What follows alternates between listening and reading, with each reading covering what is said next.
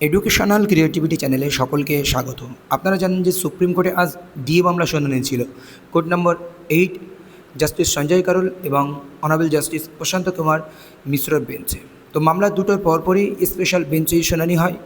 তো শুনানিতে কী কী আলোচনা হয় এবং বিচারপতির পর্যবেক্ষণ কী এবং রাজ্যের দাবি কী এবং রাজ্য কী করেছেন ইতিমধ্যে আর কী করতে চলেছেন এবং রেসপন্ডেন্ট যারা বঞ্চিত তাদের পক্ষে দাবি কী ছিল, পুরো বিষয়টি আপনাদেরকে এই ভিডিওতে ক্লিয়ার করব। তো আপনারা জানেন solicitor general of India Tushar Mehta sir উনি উপস্থিত ছিলেন এবং করুণানন্দী ম্যাডামও কিছু প্রথম থেকেই কথা বলা শুরু করেছিলেন ইউনিটি ফোরামের পক্ষ থেকে, যিনি অ্যাডভোকেট ছিলেন। তো তুষার মেহতা স্যার প্রথমেই বলেন যে 65% আমরা ইতিমধ্যে দিয়ে দিয়েছি ডিএ, যেটি সম্পূর্ণ সুপ্রিম কোর্টের দ্বারা তৈরি মনিটরিং কমিটি জাস্টিস ইন্দু মালহোত্রা কমিটির তদারকিতে সমস্ত কাজ আমরা করে যাচ্ছি। আমার রেসপন্স বিপরহার, মানে কমিটির কাছে আমাদের রেসপন্স বা কর্মচারীদের কাছে আমরা রেসপন্সিবল যে আমাদেরকে এই টাকা পরিশোধ করতে হবে নির্দিষ্ট টাইমের মধ্যে, তার জন্য নির্দিষ্ট টাইম ফ্রেম হয়, সেই সমস্ত বিষয়গুলো তিনি তুলে ধরার চেষ্টা করেন।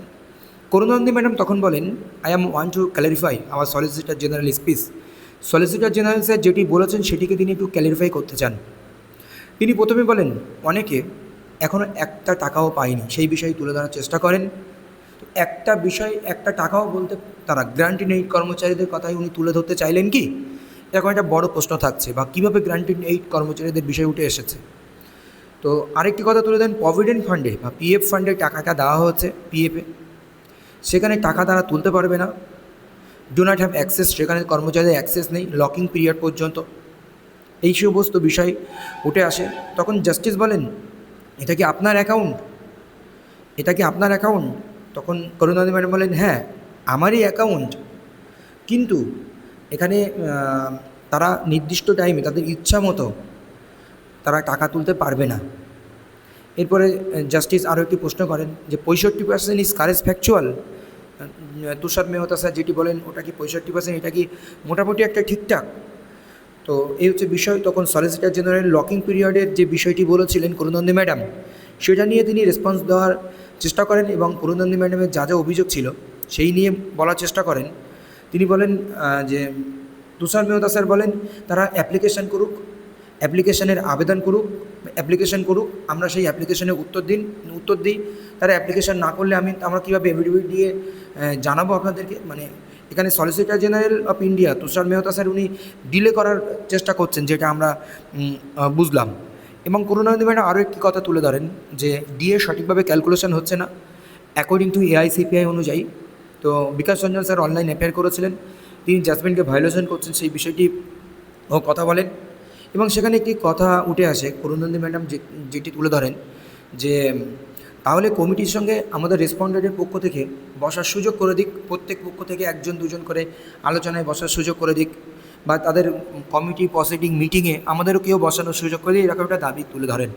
তখন বিচারপতি বলেন, হ্যাঁ এটা তো আর পাবলিক প্লেস নয়, এখানে সবাই তো আর গিয়ে আলোচনায় বসতে পারে না, এখানে প্রত্যেকটা রেসপন্ডেন্টের পক্ষ থেকে বা সংগঠনের পক্ষ থেকে প্রতিনিধি পাঠাতে পারে, তারা সেই প্রতিনিধি বসতে পারে, সেই মতো ওখানে আলোচনা হয়।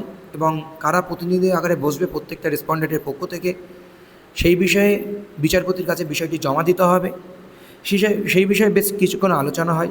এবং এছাড়াও ক্যালকুলেশন ডি মামলার ক্ষেত্রে যে ভুলভাল হয়েছে সে বিষয়টি তুলে ধরেন। 85% যে ডাব্লিউপিসিআই অনুযায়ী যে ডিএ দেওয়া হচ্ছে সেই বিষয়টাও কিন্তু আজ মামলার ক্ষেত্রে ব্যাপক হারে উঠে আসে। তো বিচারপতি মোটামুটি বিষয়টি সব কিছুই শুনে নেন এবং বিচারপতি আরেকটি বিষয় বলেন যে আপনাদের কিছু কিছু অভিযোগ আপনারা কমিটির কাছে গিয়ে করুন, কমিটি শুনবেন অবশ্যই। তখন কমিটির কাছে কীভাবে অভিযোগ করবেন সেই সলিউশনটার উপরে ভিত্তি করে প্রত্যেকটি রেসপন্ডেন্ট বা সংগঠনের পক্ষ থেকে প্রতিনিধি পাঠানো হবে, এরকম একটি বিষয় আলোচনা হয়েছে। তো আজকে দীর্ঘ শুনানি হয়নি ডিএ মামলার ক্ষেত্রে। তো আগামীকাল আবার এই মামলা ঠিক 2টোর সময় স্পেশাল বেঞ্চ গঠন হবেন। তো জাস্টিস সঞ্জয় কারোল এবং জাস্টিস প্রশান্ত কুমার মিশ্রের বেঞ্চে আবারও শুনানি হবে। এবার আগামীকাল আবার শুনানি ডেট পড়েছে একটাই কারণ জাস্টিস সঞ্জয় কারোল স্যার উনি 22 তারিখে ওনার কর্মজীবন থেকে উনি অবসর নেবেন, বিচারপতি আসন থেকে তিনি অবসর নেবেন। তো মোটামুটি এই সামগ্রিক বিষয় মোটামুটি আলোচনা হয়, সাম অ্যান্ড সাবস্ট্যান্স আপনাদের সঙ্গে তুলে ধরলাম ডিএ মামলা সংক্রান্ত। তো আগামীকাল আবারও আপনাদের সামনে বিস্তারিত তথ্য দেবো এবং আমার চ্যানেলকে অবশ্যই শেয়ার করব।